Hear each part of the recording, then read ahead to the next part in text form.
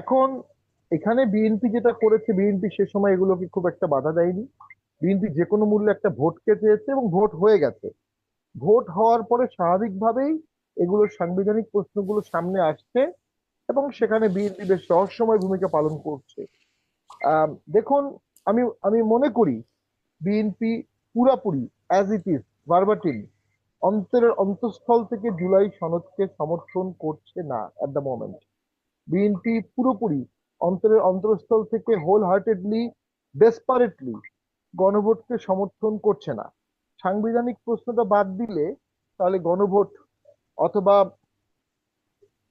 গণভোট অথবা জুলাই সনদ, এর পক্ষে এই মুহূর্তে টোটালি স্ট্রংলি আছে কারা? জামাত ইসলামী আছে, এনসিপি আছে, আবার বন্ধুবর ফুয়াদ, ব্যারিস্টার ফুয়াদের পার্টি, এবি পার্টি থাকতে পারে। নাই কারা কারা? বিএনপি নাই, বোঝাই যাচ্ছে। আওয়ামী লীগ থাকার প্রশ্নই আসে না। জাসদ নাই, ইনু নাই, জাতীয় পার্টি নাই। তাহলে কোন পাল্লাটা বেশি? আপনি সংবিধানের বাইরে গিয়েও বিপ্লব পরবর্তী সময়ে আপনি কিন্তু পাল্লা অ্যামেন্ডমেন্ট করতে। মাপার জন্য তো গণভোট হয়ে গেল, মানে জি, গণভোটে তো একটা ফলাফল হ্যাঁ জয়যুক্ত হয়েই গেল, হ্যাঁ, বেশ আমি বড় আসছি, ব্যবধানে। ওই জায়গাটা আমি আসছি। তো এই পাল্লার যখন আপনি সবাই এক থাকবে তখন আপনি সংবিধানের বাইরে গিয়ে যেটা করবেন সেটা কনস্টিটিউয়েন্ট পাওয়ার হিসেবে কাউন্ট হবে। যখন আপনি ঐক্যমত থাকবে না তখন আপনাকে বিলিভ করতে in secondary constituent power or delegated constituent পাওয়ার। যেটা মূল সংবিধান হয়েছে, মূল সংবিধান যেভাবে হুম। আপনাকে অ্যামেন্ড করতে বলেছে আপনাকে সেভাবে অ্যামেন্ড করতে হবে। আপনি যদি ঐক্যমত না থাকে, এবং সেই ঐক্যমত তো সবাই প্রায় মোরাললেস, তাহলে আপনি ওই প্রাইমারি কনস্টিটিউয়েন্ট পাওয়ারের মতো পাওয়ার এক্সেস করতে পারবেন না। নাও কাম টু গণভোট। গণভোট কোথায় আছে? গণভোট তো সংবিধানে নাই। গণভোট সংবিধানে নাই। গণভোট কিভাবে আসছে? গণভোট একটা অর্ডিন্যান্সের মাধ্যমে আসছে। অর্ডিন্যান্স কে দিয়েছে? মহামান্য রাষ্ট্রপতি দিয়েছেন। গণভোট সংবিধানে নাই। সাংবিধানিক বিষয়ে গণভোট হচ্ছে, অর্থাৎ গণভোট অর্ডিন্যান্সটা প্র্যাকটিক্যালি ডিফ্যাক্টো ডি জুর সংবিধানকে অ্যামেন্ডমেন্ট করছে। আপনি গণভোট অর্ডিন্যান্স দিয়ে প্র্যাকটিক্যালি সংবিধান অ্যামেন্ডমেন্ট করছেন, কিন্তু আর্টিকেল 93 বলছে অর্ডিন্যান্স দিয়ে আপনি সংবিধান অ্যামেন্ডমেন্ট করতে পারবেন না। শেষ, ক্রস। অ্যান্ড দেন আসেন জুলাই সনদ। জুলাই সনদেও সংবিধানের অ্যামেন্ডমেন্টের বিশদ বিবরণ আছে, মানে অ্যামেন্ডমেন্ট সংক্রান্ত বিষয়ে। সেটা আপনি অর্ডিন্যান্স দিয়ে পারবেন না। তখন আপনি কি করলেন? প্রেসিডেন্সিয়াল অর্ডার দিলেন। প্রেসিডেন্সিয়াল অর্ডার কখন হবে? যখন সংবিধান থাকবে না এবং সংসদ থাকবে না। 72 সালে হয়েছিল আমাদের আরপিওটা প্রেসিডেন্সিয়াল অর্ডার। আবার 1951-এ হয়েছিল অসংখ্য প্রেসিডেন্সিয়াল অর্ডার, তখন সংসদও ছিল না, সংবিধানও ছিল না। যখন সংবিধান আছে তখন প্রেসিডেন্সিয়াল অর্ডার হবে না। শুধুমাত্র একটা ক্ষেত্রে হবে, যেটা আমি সংবিধান ঘেটে পেয়েছি। আর্টিকেল 62 সাব আর্টিকেল 2-তে বলেছে ডিফেন্স সার্ভিস সংক্রান্ত ব্যাপারগুলো পার্লামেন্ট আইন করার আগ পর্যন্ত প্রেসিডেন্ট অর্ডার দিয়ে ডিফেন্স সংক্রান্ত আইনগুলো করা যাবে। ওই একটা জায়গায় সংবিধান বলে দিয়েছে। আর লয়ের যে সংজ্ঞা সংবিধানে আছে সেখানে বলা আছে একটা পার্লামেন্ট হতে পারে, গেজেট হতে পারে, অর্ডার হতে পারে। সেখানেও পিও শব্দটা নাই। মানে যখন থেকে সংবিধান পাশ হলো হুম। তখন থেকে পিওর ক্ষমতা শেষ হয়ে গেল। সেটা যখন আবার আনা হলো, এটা তো unfounded in the four corners of the constitution. So rightly এটা চ্যালেঞ্জ হয়েছে, রুল হয়েছে। এখন বিএনপি লজিক্যালি বলতে পারবে রুল যেহেতু হয়েছে আমরা এখন এটা কিভাবে পার্লামেন্টে প্লেস করব, এটা আগে রুল নিষ্পত্তি হোক তারপর দেখা যাবে। তো সেক্ষেত্রে আমি মনে করি আইনগত জটিলতা ছিল, এটা নিরসন করা যেত না তা হুম। না। গণভোট দিয়ে আপনি ভবিতব্য সরকারকে বাইন্ড করতে পারবেন না। গণভোট আচ্ছা। দিয়ে আপনি ভবিষ্যৎ সরকার পাইন করতে পারবেন না। এর পিছনে কারণ হচ্ছে যে গণভোটের ভিত্তিতে তো আমাদেরও গণপরিষদ ছিল, আমাদেরও তো এই সংবিধান হয়েছে। সেটা তো আমরা পরিবর্তন করতে চাচ্ছি, সবাই চাচ্ছি। তো বর্তমান পার্লামেন্ট, বর্তমান ভোট কখনো ভবিষ্যৎ পার্লামেন্টকে বাইন্ড করতে পারে না। গণভোট হবে সংবিধান অ্যামেন্ডমেন্ট হওয়ার পর, আচ্ছা, সংসদে স্পষ্ট। পাশ হওয়ার পর। ব্যারিস্টার পাটোয়ারি, আপনি আসলে কেন এই মানে গণভোটটা আহ, মানে বৈধ না হবার পেছনে কি কি যুক্তি থাকতে পারে সেগুলো আপনার কাছে শুনছিলাম, নিশ্চয়ই ব্যারিস্টার ফুয়াদ আপনার কাছ থেকে ভিন্ন। হচ্ছে বিএনপি, কিন্তু আমরা আসলে ইন্টারনালি জানি যে বিএনপি আসলে হেভিলি এটার সাথে ইনভলভ। অ্যাটর্নি জেনারেল অফিসকে আপনার নিউট্রালাইজ করে দেওয়া হয়েছে। এই রুল কিভাবে আসতেছে, এনিওয়ে এটা ডিফারেন্ট ডিসকাশন, আমরা জানি এটার সাথে পুরোপুরি বিএনপি জড়িত। তাহলে এখন প্রশ্ন হচ্ছে, আপনার যদি মনে থাকে আপনাকে 2011, 12, 13 নিয়ে যাই, কেয়ারটেকার প্রভিশন বাতিল করার সিদ্ধান্ত যখন হাসিনা নিল, এক্স্যাক্টলি কিন্তু এই ধরনের তর্ক আলাপগুলো এসেছিল। যে হ্যাঁ এটা তো একটা গণতান্ত্রিক রাষ্ট্রে ভাবে চলতে পারে না, পৃথিবীর উন্নত সব দেশে নির্বাচন তো সরকারি দল নির্বাচন করে, নির্বাচন কমিশন করে, এরকম একটা এক্সট্রা কনস্টিটিউশনাল মেজার আমরা কেন রাখবো? এইটা তো দিন শেষে এই আপনার আদালতের ঘাড়ে বন্দুক রেখে এই কাজগুলো হাসিনা করেছে। এবং এই জুলাই সনদ সংস্কার বিচার নিয়ে যেগুলো বিএনপি করছে, এই তর্কগুলো ঠিক হাসিনার ওই কেয়ারটেকার প্রভিশন বাতিল করবার মতো জায়গায় ব্যাকফায়ার করবে। কারণ এমন একটা জিনিস নিয়ে খেলছে যেটা বিএনপি নিজে সাইন করেছে জুলাই সনদে। তিনি ঐক্যমত কমিশনে পুরো 6-8 মাস একসাথে আলোচনা আমরা করেছি, আমরা সবাই মিলে একমত হয়েছে এই কাজগুলো করব। করার পরেই একই প্রসেসের মধ্য দিয়ে কিন্তু জাতীয় সংসদ নির্বাচনও হয়েছে। তাহলে আপনি একটা প্রশ্নকে কিভাবে চ্যালেঞ্জ করেন যেটা অলরেডি রেজাল্ট হয়ে গেছে? আপনি আগে করলেন না কেন? নভেম্বরে যখন গণভোট হবে এই অধ্যাদেশকে আপনি তখন চ্যালেঞ্জ করলেন না কেন যে এইটা কনস্টিটিউশনাল কিনা? তখন আপনি জাতীয় সংসদ নির্বাচন যেই অথরিটি করেছে সেই একই অথরিটি আপনার গণভোট আয়োজন করছে। তাহলে আপনি অথরিটির একটা অংশকে চ্যালেঞ্জ করছেন, আর একটা অংশকে চ্যালেঞ্জ করছেন না। এই প্রসেসের মাধ্যমে সমস্যাটা কোথায় হবে দেখেন, যেই বিচারপতিরা এই যে রুল দিয়েছে তাদের একজন হচ্ছে আওয়ামী লীগের আমলে, আরেকজন হচ্ছে কিন্তু নতুন বিচারপতি। বিএনপি এই অন্তর্বর্তীকালীন সরকারের সময় এই বিএনপির অ্যাটর্নি জেনারেল উনি এগুলো অ্যাপয়েন্ট করেছেন। তাহলে ওনার অ্যাপয়েন্টমেন্টটা কিসের ভিত্তিতে হয়েছে? সংবিধান মোতাবেক হয়েছে? একটা গণ অভ্যুত্থান পরবর্তী বাস্তবতা হয়েছে না? বিচারপতি কিভাবে অ্যাপয়েন্ট হয়? আমার লার্নার ফ্রেন্ড বলবে যে কে কার সাথে, প্রধানমন্ত্রী প্রধান বিচারপতি এ ওর সাথে পরামর্শ করবে, করে তো প্রধান বিচারপতি থেকে শুরু করে অ্যাপিলেট ডিভিশন, হাইকোর্ট ডিভিশনে বিচারপতি অ্যাপয়েন্ট হয়। সেই প্রসেস তো ফলো করা হয় নাই। আমরা দেখেছি গত 17-18 মাসের ইন্টারিম অ্যাডমিনিস্ট্রেশনে 60+ কনস্টিটিউশন প্রভিশন মানা হয়নি, মানা সম্ভব ছিল না। তাহলে বাজেট কোথায় পেশ হয়েছে? বেতন ভাতা গত 1.5 বছর সরকারি আমলাদেরকে কিভাবে দেওয়া হয়েছে? বাজেট তো বিটিভিতে পেশ হয়েছে, বাজেট তো আপনার সংসদে পেশ হওয়ার কথা। তাহলে যেই সরকার নির্বাচিত না, ট্যাক্স ভ্যাট কালেক্ট করতে পারে কে? একটা ইলেক্টেড গভর্নমেন্টের এখতিয়ার থাকে ট্যাক্স ভ্যাট কালেক্ট করার। তাহলে 17-18 মাস ধরে যারা বাজেট দিয়েছেন, ট্যাক্স ভ্যাট কালেক্ট করেছেন, সরকারি কর্মকর্তা কর্মচারীদেরকে বেতন দিয়েছেন, তো এগুলো সব অবৈধ ছিল। তাহলে জি ব্যারিস্টার ফুয়াদ, আপনার অবস্থান স্পষ্ট হলো। আপনি যেটি বলছেন বিএনপি আগুন নিয়ে খেলছে এবং সংবিধান নিয়ে প্রশ্ন করাটা এখানে খুব একটা ভ্যালিড না বলে আপনার কথা থেকে যেটা আমি বুঝলাম। আমি ব্যারিস্টার পাটোয়ারির কাছ থেকেও এইটুকুই একটু শুনবো যে এইটাও তো আসলে ঠিক, বিএনপিও প্রচারণা চালিয়েছে, যদিও তাদের মধ্যে অনীহা একটা সময় থেকে একরকম মেনে নিচ্ছে এটি বোঝা যাচ্ছিল, কিন্তু তারা শেষ পর্যন্ত এসে এই গণভোটের পক্ষে, জুলাই সনদের পক্ষে প্রচারণাও চালিয়েছে। এখন ভোটে জেতার পর 2/3 মেজরিটি পেয়েছে, এখন জেতার পর এখন অনেকেই মন্ত্রীরা বলছেন যে এটি অসাংবিধানিক বা এটি গণভোট আবার কি ইত্যাদি ধরনের কথাবার্তা শোনা যাচ্ছে। এটি আসলে কেমন আচরণ? এই আচরণটা প্রশ্নবিদ্ধ হবে না? বিএনপি অবশ্যই এখানে কঠিন রাজনৈতিক কুটচাল দিয়েছে এবং সাফল্যজনকভাবে দিয়েছে। যখনই বিএনপি অ্যাবসলুট মেজরিটি পেয়ে গেছে, বিএনপি তার জুলাই সনদকে ডিনাই করার লেজিটিমেসি পেয়ে গেছে, শক্তিও পেয়ে গেছে, সামর্থ্য পেয়ে গেছে। এবং আপনি আদালতের কি রুল মনে তো করেন আগুন নিয়ে খেলছে বিএনপি?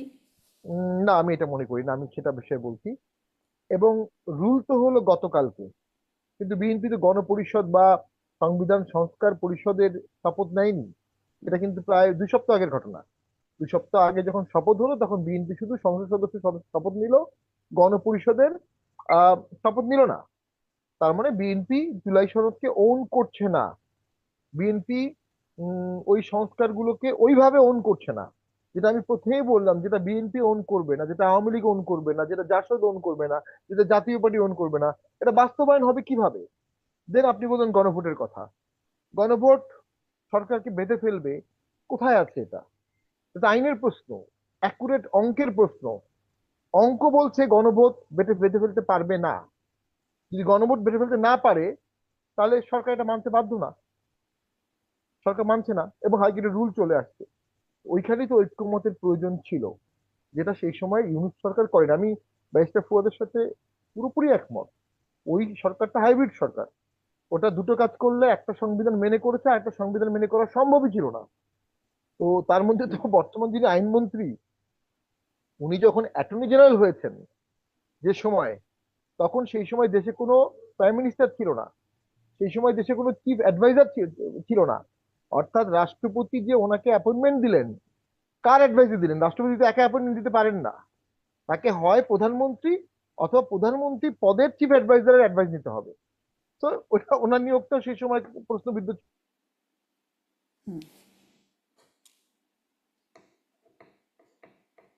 তাহলে কি ব্যারিস্টার পাটোয়ারির কানেকশন একটু সমস্যা করছে? তাহলে কি এরকম যে বিএনপি যা চাইছে সেটি আদালতকে দিয়ে করিয়ে আনার চেষ্টা একটা চলছে, যেটি আপনি ব্যারিস্টার ফুয়াদও বলছিলেন, এবং আসলে আদালত রায় দিলে, আমার এখন প্রশ্নটা এটা। বিশেষ পরিস্থিতিতে আমরা সংসদ ভেঙে দিলাম, আটা শেষ করে দিচ্ছি। সংসদ ভেঙে দেওয়ার পরে ইলেকশন হবে, যেটা ব্যারিস্টার ফুয়াদ বললেন, ইলেকশনটা নিয়ে কোশ্চেন করার সুযোগ নেই, কারণ ইলেকশন তো হতেই হবে সবসময়ই। প্রশ্ন হলো আপনি 3 মাসের জায়গায় কেন 15 মাস পর ইলেকশন করলেন? এই 15 মাস আপনাকে জাস্টিফিকেশন কে দিল? 111-এর সময় একটা জাস্টিফিকেশন ছিল, সেখানে এমার্জেন্সি ঘোষণা করা ছিল এবং সংসদ ভেঙে দেওয়া হয়েছিল। ওই ফাঁকে এমার্জেন্সিটা 2 বছর চলেছে। এবার কিন্তু এই সুযোগ ছিল না। আমরা কিন্তু বলেছিলাম এমার্জেন্সি দেন, এমার্জেন্সি দিলে দেশটাও শান্ত হবে, আবার অনেক লিগাল কোশ্চেনের জাস্টিফিকেশন চলে আসবে। তো সেনা নির্ভরশীলতা হতে হবে দেখে সেই সরকার এমার্জেন্সি দেয়নি। এমার্জেন্সি না দেওয়ার কারণে এই যে সরকার 15 মাস ছিল, এটা জাস্টিফাই করবে কিভাবে? জাস্টিফাই করবে বর্তমান সংসদ। 111-কে জাস্টিফাই করেছে কে? পরবর্তী সংসদ। এই সরকারের উপর আগের সরকারের সে বিশ্বাস ছিল না, ইউনূস সরকারের। নতুন সরকার এসে আমাকে ইন্ডিমনিটি দিবে, আমাকে কন্টিনিউ করবে, আমাকে ইন্ডিমনিফাই করবে। সেই জন্যই তারা কিছুটা এই জুলাই সনদের এই ডিভাইস নিয়ে নিজেদেরকে অ্যাডভান্স জাস্টিফাই করেছে। তো সেটা এখন বাস্তবায়ন হবে কিনা একটা ইস্যু, বাট আমি কিন্তু টোটালি একমত, সংবিধানের রিফর্ম প্রয়োজন। আমি এই বিষয়ে অনেক তাত্ত্বিক আলাপ আছে, আমি সময় পেলে সেগুলো করব। তার মধ্যে একটা হচ্ছে ডেফিনেটলি একটা খুব গুরুত্বপূর্ণ ডেট হচ্ছে 24 জুলাই 1793, যেখানে French declaration of rights of man and citizen হলো আর্টিকেল 28 বলছে, a people have always the right of revising, amending and changing their constitution. One generation can not subject to its law future generation. এক জেনারেশনের ল আরেক generation মানতে বাধ্য হবে না। Thomas Jefferson বলছে যে ডেথ, যারা মারা গেছে তাদের সংবিধান দিয়ে জীবিতদের চালানো যাবে না। ওনার মতে প্রত্যেক জেনারেশনের সংবিধান চেঞ্জ হতে হবে। এবং থমাস জেফারসনের মেডিসিনের মধ্যে প্রচুর চিঠি হতো সেই সময়। মেডিসন বলতো না, আমরা একটা এটার্নিটি ক্লজ থাকবে, দীর্ঘদিন সংবিধান থাকবে। আর থমাস জেফারসনের মধ্যে 19 বছর পর পর সংবিধান চেঞ্জ হতে হবে। তো এখানে একটা ব্যাপারে ডেড হ্যান্ড একটা শব্দ আছে, যারা মৃত ব্যক্তি তাদের করা আইন দিয়ে আমরা পরিচালিত হব, এটা ডেমোক্রেসি না, ভার্সেস কিন্তু নিশ্চয়ই সেই পরিচালিত হব না, সেই তাদের আইনটা সংশোধন বা পরিবর্তনের জন্য সেটিও একটা প্রক্রিয়ার মধ্যে দিয়ে হতে হবে। এখন নিশ্চয়ই আলোচনায় সেই বিষয়টাই আমি একদম এই আলোচনাটা শেষ করতে চাই। আপনাদের দুজনের কাছে এই প্রশ্ন রেখে এখন তাহলে মানে খুব ছোট্ট করে একটা বিস্তারিত আলোচনা তো হলে ব্যারিস্টার ফুয়াদ, যে এটার ফলাফল কি হতে যাচ্ছে, গণভোটের ভবিষ্যৎ, জুলাই সনদের ভবিষ্যৎ আপনি কি দেখছেন? খুব সংক্ষেপে যদি শুনি। মানে ভবিষ্যতের থেকে বড় জিনিস হচ্ছে প্রত্যাশার জায়গাটা গুরুত্বপূর্ণ আর কি। যে যেই প্রত্যাশা নিয়ে বাংলাদেশে একটা ফ্যাসিবাদ বিরোধী লড়াই হয়েছে, একটা গণ অভ্যুত্থান হয়েছে, এবং এমন কিছু এখানে হয় নাই যেটা চাপিয়ে দেওয়া হয়েছে। গণ অভ্যুত্থানের সকল পক্ষ মিলে আলোচনা করেই এই সনদ ফাইনাল করা হয়েছে। এই ড্রাফট সকল রাজনৈতিক দল সাইন করেছে, বিএনপি ইনক্লুডেড। জুলাই সনদ স্বাক্ষর করা মানে আপনার একটা ন্যাশনাল প্লেজ আছে, একটা পলিটিশিয়ান, একটা পলিটিক্যাল পার্টির ওয়াদা is a pledge to the nation is more important than the constitution itself. আপনি পাবলিকলি জুলাই সনদ স্বাক্ষর করে জাতির কাছে ওয়াদা করেছেন। আপনি জাতির কাছে করা ওয়াদাটাকে আপনি শুধু বোধ করছেন যে না এটা এখন আর গুরুত্বপূর্ণ কিছু না, এটা রেলেভেন্ট না, মানে তাহলে আপনি পলিটিক্যাল পার্টি হিসেবে ম্যানিফেস্টো কেন দেন? তাহলে আপনি তো একই কারণে আমরা বিশ্বাস করতে পারি যে আপনি ইলেকশনের আগে যত কথা বলেছেন এগুলো আপনি আসলে বিশ্বাস করে বলেন নাই, এগুলো আপনি করবেন বলে বলেন নাই, এটা আপনি শুধু ভোটটাকে পার্সু করবার জন্য বলেছেন। তারপরে হচ্ছে আবার কিন্তু আবার ইলেকশনের আগে বিএনপি কিন্তু এই অবস্থানেও দেখা গেছে, মানে তখনও কিন্তু বিএনপির মধ্যে যে অনীহা, তারা যে একরকম চাপে পড়ে করছে, একরকমের মেনে নিচ্ছে, একদম মির্জা ফখরুল ইসলাম আলমগীর থেকে শুরু করে বিভিন্ন মানে এখন যারা মন্ত্রী বা নতীদের কথাই কিন্তু বোঝা গেছে যে গণভোট কি, মানুষ এগুলো বোঝে না, জুলাই সনদ ইত্যাদি নিয়ে তাদের যে একটা অনীহার ব্যাপারটা। তারা নিঃসন্দেহে তারা ন্যায়ের জন্য ক্যাম্পেইন করেছে। এবং একইভাবে দেখেন যে আপনি আপনার ম্যান্ডেট হচ্ছে জুলাই সনদ, আপনার ম্যান্ডেট হচ্ছে আপনি জুলাই সনদ স্বাক্ষর করেছেন এবং বাস্তবায়ন করবেন, আপনার ম্যান্ডেট হচ্ছে আপনি জাতির কাছে ওয়াদা করেছেন এটা বাস্তবায়ন করবেন। কিন্তু এক্স্যাক্টলি আপনি এখন বিচার সংস্কারের এগেনস্টে অবস্থান নিয়েছেন। হাসিনার কথা চিন্তা করেন, 2008-এ ইলেকশন ম্যানিফেস্টোতে কিন্তু হাসিনা ম্যান্ডেট নেয়নি জনগণের কাছ থেকে যে আমরা ক্ষমতায় আসলে সংবিধান সংশোধন করব এবং তত্ত্বাবধায়ক সরকার ব্যবস্থা বাতিল করে দেব। তাহলে আপনি দেখেন এক্স্যাক্টলি সেম, মানে আগুনের পথে হাঁটতেছে। যেই যেই কারণে হাসিনা যে পলিটিক্যাল ইনস্টেবিলিটি, পলিটিক্যাল ক্যাওয়াস তৈরি করেছে এবং জুডিশিয়াল প্রসেসের মধ্য দিয়ে করেছে, এক্স্যাক্টলি বিএনপি কিন্তু সেই কাজটা করা শুরু করেছে। পার্থক্য হচ্ছে বিএনপি সংসদ ওপেন হওয়ার আগেই শুরু করে দিয়েছে, শপথের দিন থেকে শুরু করে দিয়েছে। হাসিনা আরো একটু বেটার ছিল, যে আপনার 2-4 বছর সময় নিয়েছে, সিস্টেম নিয়ন্ত্রণে নিয়ে আস্তে ধীরে করেছে। এবং এই জায়গাতে মানে জুলাইয়ের সবচেয়ে বড় বেনিফিশিয়ারি হবার পরেও তারা যে কাজটা করছে, এটা জন্য আমি শুরুতে বলেছি তারা আগুন নিয়ে খেলছে, এবং এই আগুন নিয়ে খেলাটা কোনোভাবে কিন্তু আপনার বাংলাদেশের জনগণ ভালোভাবে নিচ্ছে না। আপনি চিন্তা করে দেখেন, বিএনপি কে যারা ভোট দিয়েছে তাদেরও কিন্তু একটা বিশাল অংশ, ডেসপাইট তাদের নেগেটিভ ক্যাম্পেইন, তারা কিন্তু হ্যাঁ ভোট দিয়েছে। এই জন্য দেখবেন বিএনপির ভোটের চেয়ে কিন্তু আপনার হ্যাঁ ভোটের সংখ্যা কিন্তু বেশি।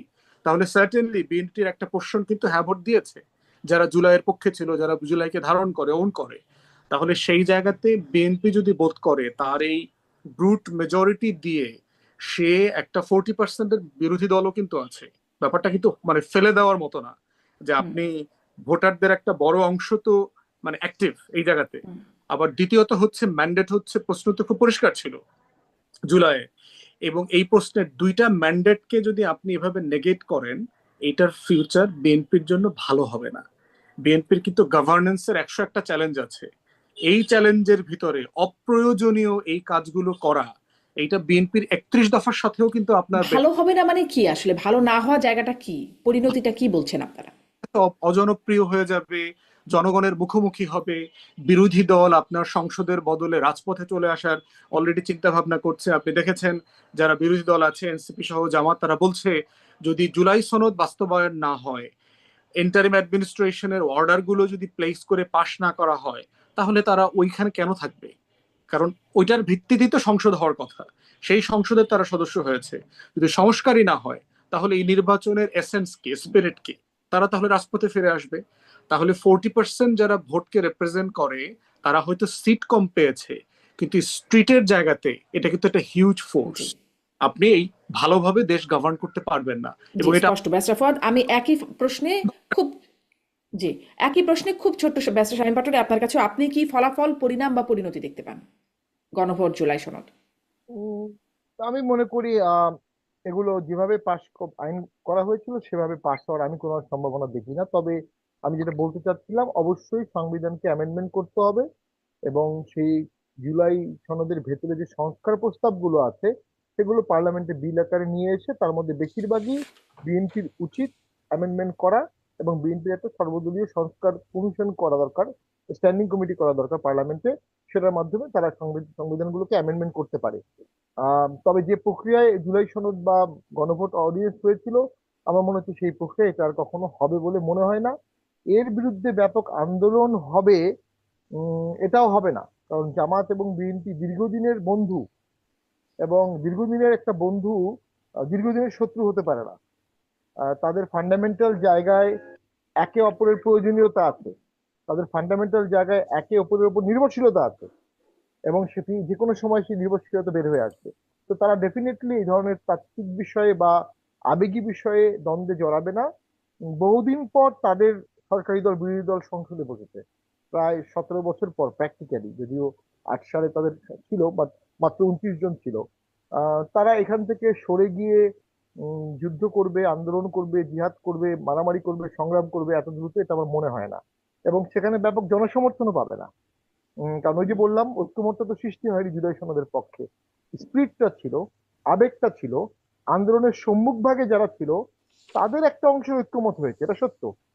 কিন্তু জনগণের প্রতিনিধিত্বশীল দলগুলো, জনগণের ঐক্যমতটা হয়নি, যে কারণে এই জুলাই সনদের পক্ষে যদি আন্দোলন করা হয়, সে জি, আন্দোলনটা একদম ঠিক। হাসিনা কিন্তু বিরোধী আবার জনগণের ঐকমত্য ওই যে ভোটের ফলে ফলে দেখা গেল যে একটা ঐকমত হয়েছে, সেখানে একটা এক লাইনে বলছি, হাসিনা বিরোধী আন্দোলনের মতো জুলাই সনদের পক্ষে ঐক্যমত ওভাবে হবে না। হ্যাঁ, গণভোটের রায়টা আপনি বলছেন গণভোট জিতেছে, এটা সত্য, কিন্তু গণভোট তো 3/1 ভোট পড়েছে না, এবং সে ভোটটাও প্রশ্নবিদ্ধ, কারণ সেই ভোট গণনার সময় প্রিজাইডিং পোলিং এজেন্ট রাখা হয়নি, এবং 73 লক্ষ ভোট সেখানে জাল হয়েছে, এবং পরে 10 লক্ষ ভোট গেজেট করে আবার 10 লক্ষ ভোট বাড়ানো হয়েছে। তো হ্যাঁ না ভোট নিয়ে তো প্রশ্নবিদ্ধ আছেই। আর হ্যাঁ পাশ হলেই জি, বাস্তবায়ন হবে, এটা তো সংবিধানে নাই। জি, অনেকগুলোর উপরে মামলা প্রত্যাহার করে নিয়েছে এবং বলছেন 5ই আগস্টের পরেও হয়রানিমূলক মামলা থাকলে সেগুলো বিবেচনা করা হবে।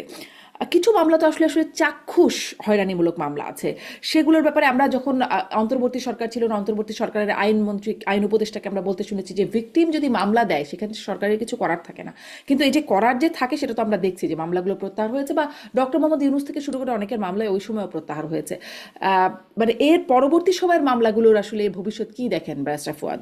সেগুলোর ব্যাপারেও কি মানে সরকার গঠনের কয়েকদিনের মধ্যেই 2-3 দিনের মধ্যেই 2000-এর বেশি মামলা প্রত্যাহার হয়ে গেল? দেখেন, এই ব্যাপারে আমি একটা পার্মানেন্ট সলিউশনের কথা বলেছিলাম, শামীম ভাই জানবে, এটা ব্রিটিশ একটা মডেল আছে আর কি। আপনার ব্রিটেনে আপনার আইআরএর ক্যাম্পেইন ছিল আর কি, ইয়ার্স অফ আইরিশ রিপাবলিক আর্মির স্বাধীনতা আন্দোলন, নর্দার্ন আয়ারল্যান্ডকে আয়ারল্যান্ড রিপাবলিক অফ আয়ারল্যান্ডের সাথে একীভূত করবার যেই যেই লড়াইটা ছিল, সেখানে আইআরএর কিন্তু কয়েক দশক ধরে তারা সশস্ত্র স্ট্রাগল করেছে। ব্রিটিশ প্রাইম মিনিস্টার মার্গারেট থ্যাচারকে পর্যন্ত মেরে ফেলার চেষ্টা করেছে তাদের টরি পার্টির কনফারেন্সে বোমা মেরে।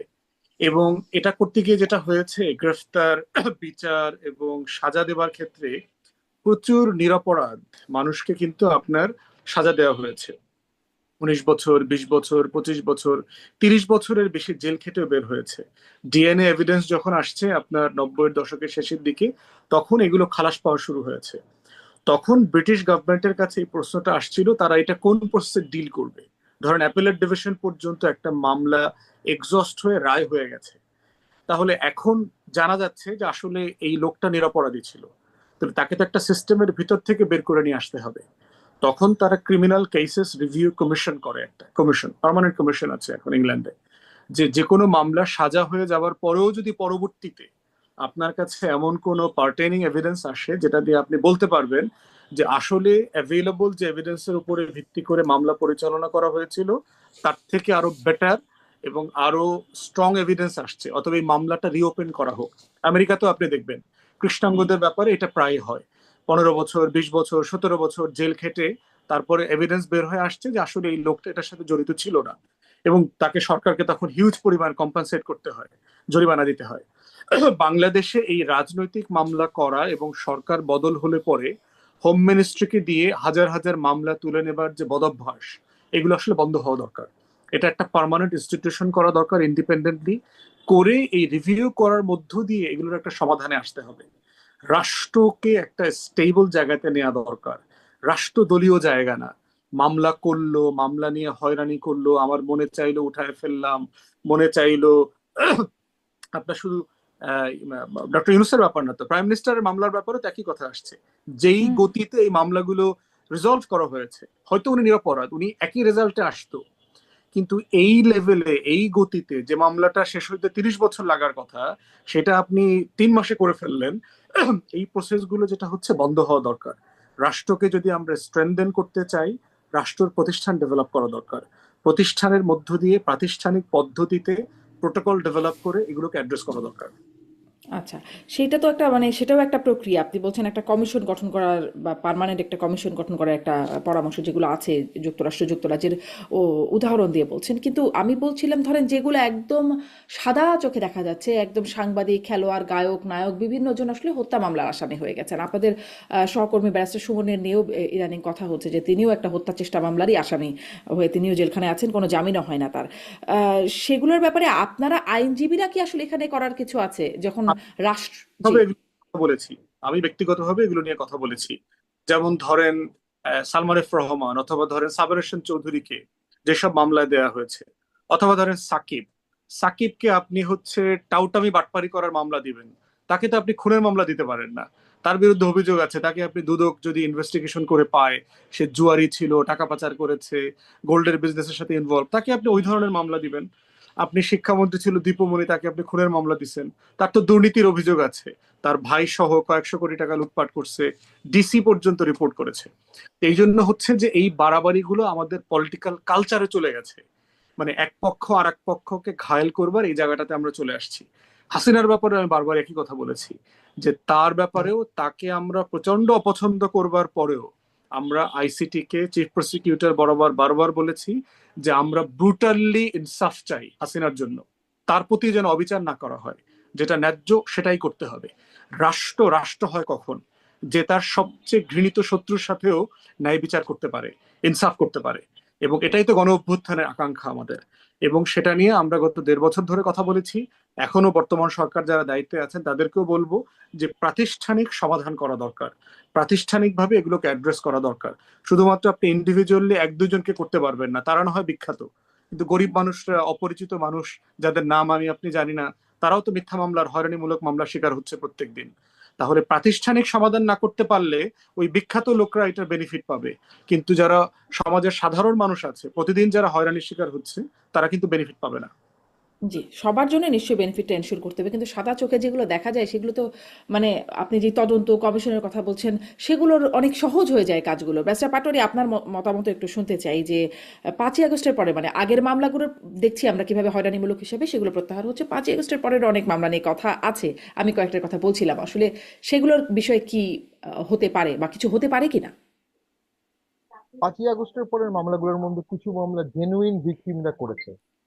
সমস্যা হচ্ছে যিনি মামলাটা করেছেন, ভিকটিমের মা, ভিকটিমের ভাই বা ভিকটিমের বোন, তার পক্ষে আসামিদেরকে চেনা তো সম্ভব না। 200 হুম। আসামির নাম দেওয়া হয়েছে, এই 200 জন কি ওখানে উপস্থিত ছিলেন? কি এভিডেন্স আছে? তো তাকে কেউ এই লিস্টটা দিয়ে দিয়েছে। আর কিছু মামলা হয়েছে কমপ্লিটলি আনকানেক্টেড, আমি নিজে অনেকগুলো মামলা দেখেছি। একজন বলেছে অমুক সময় অমুক জায়গায় অমুকদের উপর হামলা হয়েছে, উনি কে যে মামলা করলো তার কোনো বিবরণ নাই। অবভিয়াসলি এ ধরনের 80 ভাগ মামলাই চার্জশিট গিয়ে স্টেজে গিয়েই খারিজ হয়ে যাবে। জেনুইনলি বস্তুনিষ্ঠ যে মামলাগুলো আছে সেগুলো থাকবে, এবং সেগুলো ন্যায় বিচার প্রতিষ্ঠা পেতে হবে। অনেক লোক মারা গেছে, তারা বিচার পাবে। একটা ট্রুথ অ্যান্ড রিকনসিলিয়েশন কমিশন করা দরকার, চিহ্নিত অপরাধী ছাড়া। যেগুলো যেগুলো ক্ষমা করে রিকনসিলিয়েশন করার সুযোগ আছে সেই কমিশনের মাধ্যমে, সেটা ব্যারিস্টার ফুয়াদ যেটা বললেন ক্রিমিনাল কেসেস রিভিউ কমিশন টাইপও হতে পারে। ট্রুথ অ্যান্ড রিকনসিলিয়েশন, যা দুর্নীতি করেছে, 5,000 কোটি টাকা দুর্নীতি করেছে, 3,000 কোটি টাকা সে এনে দিল রাষ্ট্রীয় কোষাগারে, সেজন্য তাকে একটা ক্লিন চিট দেওয়া হলো, প্রোভাইডেড সে সামনে আর কোনো রাজনীতি করবে না, প্রোভাইডেড সে আর কোনো কনফ্লিক্ট অফ ইন্টারেস্টে যাবে না, সে বাকি জীবন নির্বিঘ্নে করবে, আবার রাষ্ট্র 80 ভাগ টাকা রিকভার করতে পারলো। এরকম একটা অ্যারেঞ্জমেন্ট পৃথিবীর অনেক দেশে হয়েছে, সাউথ আফ্রিকাতে হয়েছে। এবং আমাদের সংবিধানে ওমবাডসম্যান বলা আছে, ন্যায়পালের কথা বলা আছে। এই ধরনের অনেকগুলো প্রভিশন আমাদের সংবিধানে বা আমাদের জুরিসপ্রুডেন্সেও বিএনপিও আছে। কিন্তু ইশতেহারে ট্রুথ অ্যান্ড হিলিং কমিশনের কথা বলছে, মানে এটা কি কার্যকর হবে, মানে এর মাধ্যমে কি এটি কার্যকর হওয়া সম্ভব বা হতে পারে? সেটা সে বিষয়ে বিএনপি এখনো কিছু বলেনি। আর যেটা হচ্ছে যে হ্যাঁ, রাজনীতিবিদের সহাবস্থান তো নিশ্চিত করতে হবে। আপনি এভাবে করে বিপুল সংখ্যক মানুষকে একটু বাইরে রেখে বা সাইড লাইনে রেখে পলিটিক্যাল গেমটা ফেয়ার হবে না, পলিটিক্যাল পেন্ডুলামটা ফেয়ার হবে না। এবং ভারসাম্যটা থাকবে না, একটা পলিটিক্যাল ভারসাম্য থাকতে হবে। আজকে যদি বিএনপি টাইরান্ট হতে চায়, তাকে বাধা দেওয়ার ক্ষমতা কার আছে? কিভাবে বাধা দেবেন? সে কাঠামো তো তৈরি হয়নি। তো ট্রুথ অ্যান্ড রিকনসিলিয়েশনের মাধ্যমে রাষ্ট্রীয় কোষাগারে দুর্নীতির টাকাগুলো ফেরত আসবে। এবং কিছু মানুষ, আবার কিছু মানুষকে আপনি দুর্নীতিবাজ হলেও তাকে আপনার ওই প্রতিষ্ঠানে বসাতে হবে, কারণ সেখানে 10,000 লোক চাকরি করে, সে লোকগুলো হুম। বেতন দিতে হবে। ওই ওই লোকটা ছাড়া এই প্রতিষ্ঠান চলছে না। বাংলাদেশে ওই কর্পোরেট কালচার গড়ে ওঠে নাই, এই ব্যক্তিকেই লাগবে। তো সেখানেও তাকে দায়বদ্ধতার মধ্যে দিয়ে জামিন দিয়ে, এবং 2 বছর, আমি ফ্রাঙ্কলি বলবো, চার্জশিট না দিয়ে, ট্রায়াল শুরু না করে, কনভিকশন ছাড়া আপনি 2 বছর জেলে রাখছেন যে লোকগুলোকে, তাদের জামিন হওয়া উচিত, তাদের জামিন দেওয়া উচিত। সাংবাদিকদের রেখেছেন, আহ, খেলোয়াড়কে বিরুদ্ধে মামলা করেছেন, লয়ার সবাই। তো সেখান থেকে তো একটা সমাধানে আসতে হবে। এই ভোটটাই তো একটা সমাধান। এই হুম। ভোটে তো আমি মনে করি ব্যাপক আন্দোলন আওয়ামী লীগ করেনি। তারা ভোট দিয়েছে, বরঞ্চ যাকেই হোক ভোট দিয়েছে। তো সেখান থেকেও তো একটা সমাধান সূত্রপাত হবে। সরকারের উচিত এখন জামিন দেয়া, জি। এবং এই জামিনটা দেওয়াটার মাধ্যমেই রাষ্ট্রটা জামিন কি শান্তি। সরকার দিবে? জামিনে বাধা সরকার না দিলেই, কোর্ট কোর্ট কখন জামিন দেয়? যখন পাবলিক প্রসিকিউটর অথবা অ্যাটর্নি জেনারেল অফিস থেকে বাধা দেওয়া হয় না। যদি বাধা দেওয়া হয় তখন অনেক সময় কোর্ট জামিন দেয় না, জি। অথবা আপিল আইনজীবীদের কাছ করা থেকে হয়। জি, জি, আইনজীবীদের কাছ থেকে শুনতাম যে 5ই আগস্ট এর মামলা শুনতে আসলে আদালতের মধ্যেও ভয় ছিল, মবের ভয় তাদের ছিল। এখন নাকি মব হবে না, স্বরাষ্ট্রমন্ত্রী বললেন যে আর মবের কোনো সুযোগ নেই। দেখা যাক আদালতেও আসলে প্রক্রিয়াগুলো কোন দিকে আগায়। একটা বিষয় দুদকের প্রসঙ্গ বলছেন আপনারা দুজনই, মানে এই প্রসঙ্গে কথা বলতে গিয়ে সেখানে দুদককে রেখে যখন বাংলাদেশ ব্যাংকে আরেকটা এস আলমের একজন কর্মচারী অথবা বিজনেস পার্টনার, যেটা নেত্র নিউজ আজকে রিপোর্ট করেছে, আপনার ইনটেক ফাইন্যান্সের যিনি sponsor director, sponsor share holder, এরকম একজন ব্যক্তিকে আপনার বাংলাদেশ ব্যাংকের দায়িত্ব দেওয়া হয়েছে। তো এরকম এসালমের একজন ম্যানকে দায়িত্ব দিয়ে, এবং যিনি ইতিমধ্যে 1,000 কোটি টাকা আপনার লোন আউট করে দিয়েছে ন্যাশনাল ব্যাংকে, যেটা আপনার বিএনপির 2 মন্ত্রী এটার গুরুত্বপূর্ণ দায়িত্বে আছেন। তো সেই রকম একটা জায়গায় আজকে সাবেক একজন উপদেষ্টার ব্যাপারে এই আহ, প্রশ্নটা তোলাটা খুবই মানে কম গুরুত্বপূর্ণ একটা বিষয়কে নিয়ে ঘাটানোর চেষ্টা করা। বাংলাদেশ ব্যাংকের আসলে এখন প্রায়োরিটি ওয়ার্ক কি?